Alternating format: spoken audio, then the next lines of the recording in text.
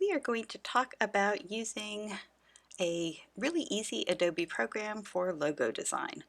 First of all, I'm going to need to open up Adobe Creative Cloud. So on my Mac, it's here at the bottom.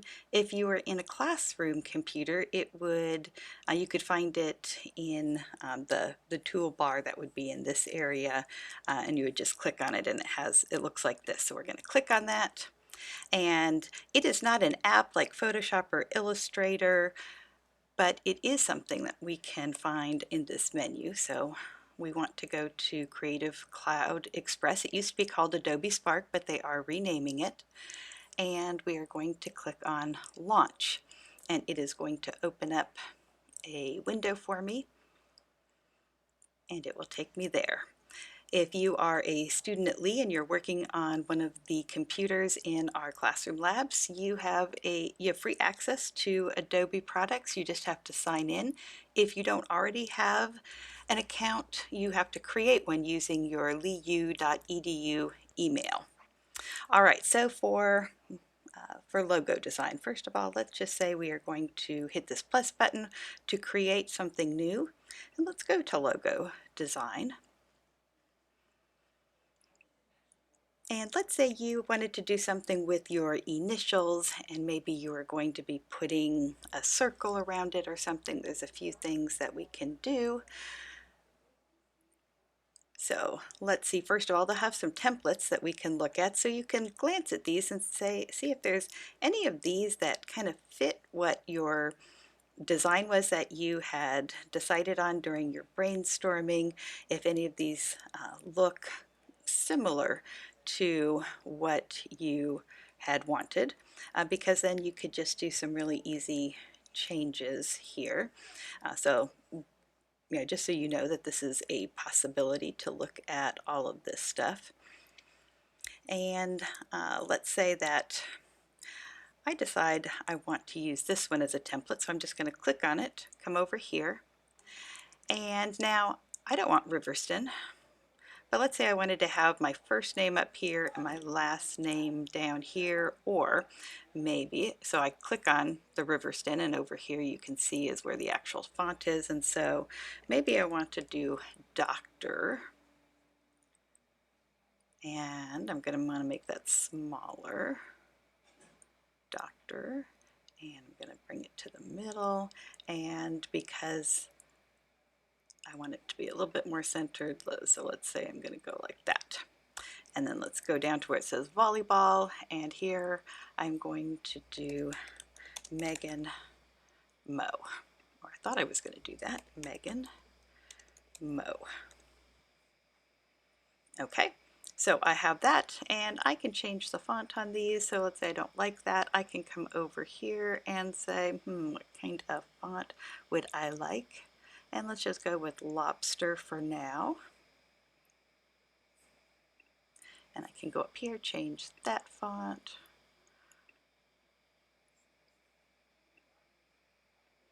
And I don't want to have an icon of a volleyball, so I can look at what else we have. And I've always liked light bulb.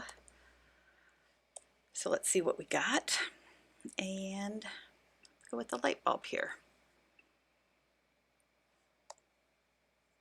I'm going to take that one out. I'm going to put this one in. All right, but I don't like the green. What can I do? I can change the color, and I can choose a color that I prefer. So let's say I like, let's go with the dark color actually. And this one will also change that middle color, and we'll go a little bit lighter there. And I want to change the color on the font as well. So let's see, they have changed how this looks now. So where is my font color? Oh, here it is. It's just white, so it blended in. So let's just go with a nice black. And I want this to be that bright pink as well. And then down here, I'm going to have this be black. Okay. And I want to make this much smaller. And I want to make this much smaller.